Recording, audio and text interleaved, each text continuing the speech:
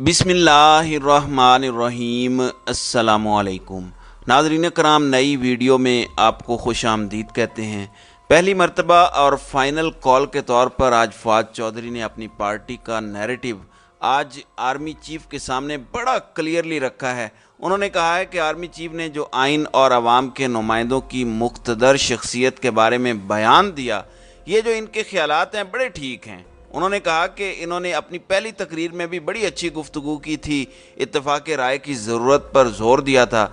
लेकिन फिर वो आगे कहते हैं आर्मी चीफ को मुखातिब करते हुए कि ज़रूरत अब इस बात की है कि अवाम को मुक़्तदर आला मानकर आइन के तहत आप इलेक्शन की हिमायत का ऐलान करें और अवामी फ़ैसलों का एहतराम करें। यानी इन्होंने clearly army chief general Asim Munir को कहा है कि आप अवामी फ़ैसलों का एहतराम करें, ये जो काम सारा चल रहा है हम इसको एक्सेप्ट नहीं करेंगे। इसके बाद जो आगे फवाद चौधरी ने कहा है वो बड़ा ख़तरनाक है और ये डायरेक्टली उन्होंने इस कॉन्टेक्स्ट में बात की है।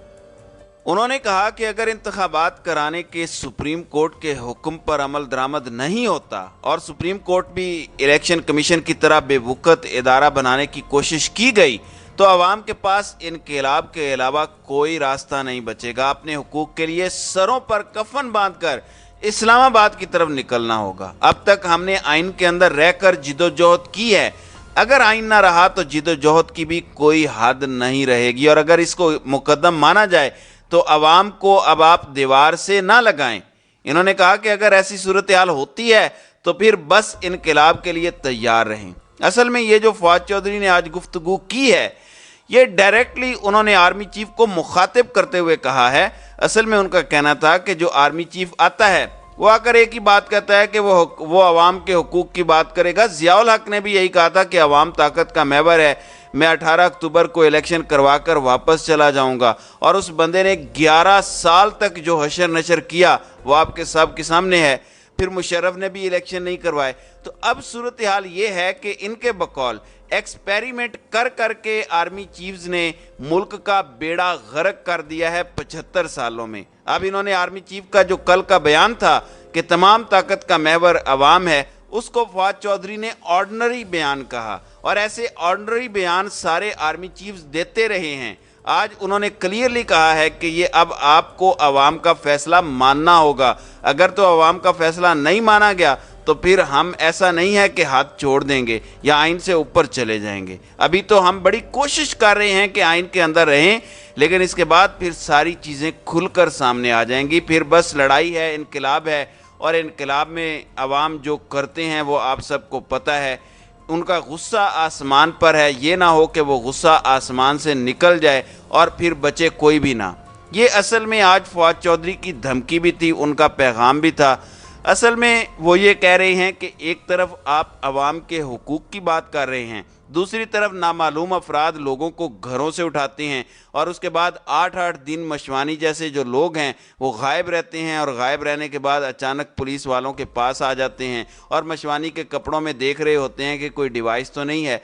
यानी ये काम नहीं हो सकता कि आप एक तरफ ज़ुबानी कलामी कहते रहें कि अवाम ही ताकत का सरचश्मा है, ये हैं वो हैं, और अवाम ही को इलेक्शंस ना करवाने दिया जाए।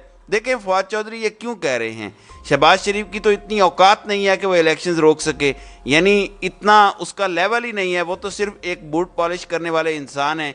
यानी इस सूरत हाल में उनकी हैसियत नहीं है या वज़ीर ख़जाना की हैसियत नहीं है कि वो ये सब रोक सकें। अब सुप्रीम कोर्ट को ये बार बार कह रहे हैं कि इसके इख्तियारात को कम करें या एमरजेंसी या मार्शल लॉ की धमकियाँ। तो फवाद चौधरी ने अब क्लियरली कह दिया है कि अब अवामी फ़ैसला आपको मानना पड़ेगा। आर्मी चीफ को उन्होंने कहा है कि अवामी फ़ैसला आपको मानना पड़ेगा, वरना फिर हम हुदूद से निकल जाएंगे, और फिर जब हम हुदूद से निकल जाएंगे तो फिर इनकलाब होगा और उसके लिए आप तैयार रहें, क्योंकि दीवार से अगर हमें लगाया गया तो फिर उसके बाद हालात ठीक नहीं रहेंगे। ये असल में जो पॉलिसी है, देखें 14 मई अब ज़्यादा दूर नहीं रह गया। यानी ये पाकिस्तान की तारीख का सबसे बड़ा ही अजीबो गरीब और हैरान कुन मामला है कि ऑलमोस्ट तकरीबन 29 दिन बाकी हैं इलेक्शंस में और किसी को पाकिस्तान में पता ही नहीं है कि इलेक्शंस होने हैं या नहीं होने। तो इस सूरत हाल में बड़ा तूफ़ान उठेगा। देखें शेख मुजीबुर रहमान वाला मामला बड़ा डिफरेंट हो गया था, उसको तो आपने दीवार से लगाया था और उसके बाद याया खान और उस वक़्त की इस्टेब्लिशमेंट और भुट्टो ने بلکہ اسٹیبلشمنٹ نے اس وقت بھٹو کو استعمال کیا اور ملک بھی ٹوٹ گیا اور اس کے بعد بھٹو کو ہی لٹکا دیا. یعنی یحییٰ خان کو کسی نے پوچھا تک نہیں تھا کہ تم نے کھانہ خراب کیا یا ایوب خان نے بیڑا غرق کیا ہے. تم لوگوں نے کھانا خراب ملک کا کر کے رکھ دیا اور ملک ٹوٹ گیا. کسی نے پوچھا تک نہیں. اس کے بعد حمود الرحمان کمیشن میں بھی جو تھا وہ چھپا لیا گیا. تو باجوہ کا چونکہ وہ بڑا فیوریٹ تھا اور اس کو وہ اپنا گرو مانتا ہے اور معاملات بھی جنرل باجوہ کے جنرل یحییٰ جیسے ہیں، تو یہیں سے آپ جنرل باجوہ کا اندازہ کر لیں کہ جنرل باجوہ نے اپنی ایکسٹینشن کے لیے کیا کچھ کیا. دو چیزیں بڑی کلیئر ہیں. نواز شریف پاناما میں گیا، اس میں کوئی دو رائے نہیں ہے، لیکن اس کے بعد جنرل باجوہ نے یہ دیکھا کہ نواز شریف نے مجھے ایکسٹینشن نہیں دینی تو اسے فارغ کر دیا. عمران خان سے ایکسٹینشن لی اور عمران خان نے یہ سارا کام کیا اور اس کی وجہ سے قوم نے بھگتا بھی. اب جب دوبارہ ایکسٹینشن کا معاملہ آیا تو عمران خان کو بھی فارغ کر دیا. یعنی یہ ایکسٹینشنوں کا معاملہ چلتا رہا ہے. ایکسٹینشن مل رہی ہے تو سب ٹھیک ہے، نہیں تو پھر یہ ہوگا.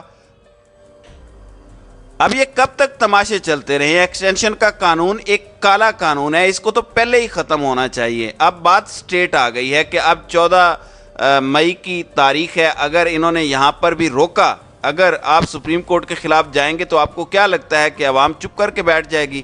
یعنی یہ بات فواد چودھری نے کہی ہے کہ آپ دیوار سے نہ لگائیں. باتیں آپ نے کر لیں، بالکل ٹھیک ہے. سب کو پتہ ہے کہ الیکشن اصل میں کون نہیں کروانے دے رہا. کیوں عمران خان کو پیغام دیا جا رہا ہے کہ ارشد شریف قتل کیس نہیں کھولنا، NRO دینا ہے، اپنے خلاف اقدام قتل والی FIR نہیں کاٹنی اور آپ ڈیل کریں.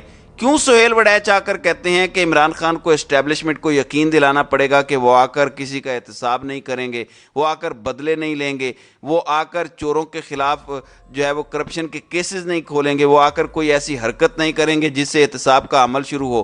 کیونکہ عمران خان کی مقبولیت تو ہے لیکن قبولیت نہیں ہے. اب ایک بات آپ ذہن میں رکھیے گا، قبولیت کبھی اگر اسٹیبلشمنٹ کرتی تھی تو وہ اب ختم ہو گئی ہے.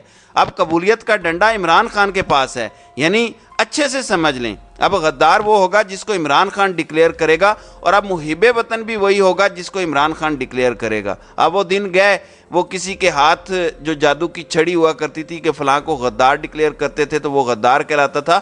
آپ اندازہ کریں حسین حقانی، عجیب و غریب بات ہے، اس کو پہلے راحیل شریف اور کیانی کے دور کے اندر، یعنی کیانی اسٹیبلشمنٹ نے پہلے اس کو غدار ڈکلیئر کیا کیونکہ اس نے امریکہ کو کہا تھا کہ کیانی اور پاشا ان سب کو فارغ کرنا ہے. کیانی اسٹیبلشمنٹ اور پاشا اسٹیبلشمنٹ نے میڈیا کے صحافیوں کو کہا کہ یہ غدار ہے، غدار ہے.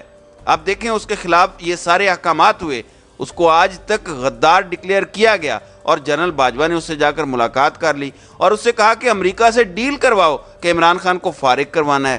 یعنی اب اس کو میڈیا پر 4-5 دن پہلے لانچ کیا گیا ہے اور وہ سارے میڈیا پر انٹرویوز دیتا پھر رہا ہے. انہوں نے قوم کو اصل میں پاگل بنایا ہوا ہے. یہ سمجھتے ہیں کہ جب چاہیں گے ہم غدار ڈکلیئر کریں گے، جب ہم چاہیں گے کسی کو محب وطن کہہ دیں گے. ان کو نہیں پتا کہ لوگوں کو پتا ہے کہ یہ کیا کر سکتے ہیں اور کیا نہیں. اور سارے کا سارا جھوٹ 75 سالوں کا کھل کر سامنے آ گیا ہے. یعنی فاطمہ جناح کو انہوں نے غدار ڈکلیئر کیا، حسین حقانی محب وطن ہے.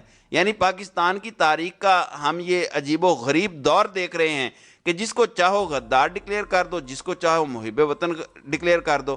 یعنی آپ اندازہ کریں، نامعلوم FIRs کٹوائی جاتی ہیں. وہ جی میں حجام کی دکان پر بیٹھا تھا اور میں نے فلاں کلپ دیکھ لیا. یعنی پوری طرح سے سوشل میڈیا پر کمپینز بھی چلوانی ہیں. اب وہی نون لیگ ہے جس کی حمایت میں یہ کمپین کر رہے ہیں. آپ اندازہ کیجئے ان کے خلاف 2 سال پہلے یہ سوشل میڈیا پر ٹرینڈز اور کمپینیں چلواتے تھے اور اب ان کے ساتھ مل کر عمران خان کے خلاف یہی کر رہے ہیں. یہ پاکستان کی تاریخ کا بڑا دردناک المیہ ہے اور پتہ سب کو ہے کہ بیٹھ کر یہ کون کر رہا ہے. اس لیے فواد چودھری نے جو آج دھمکی دی ہے وہ اصل میں انہوں نے آرمی چیف کو مخاطب کرتے ہوئے کہا ہے کہ آپ عوامی فیصلے یعنی الیکشن کے لیے اپنے آپ کو تیار رکھیں اور ان کی رائے کا احترام کریں، ورنہ انقلاب اب زیادہ دور نہیں ہے. تو ناظرین کرام، آپ کی اس ویڈیو کے حوالے سے کیا رائے ہے؟ آپ اپنی رائے کا اظہار کامنٹ سیکشن میں ضرور کیجیے گا.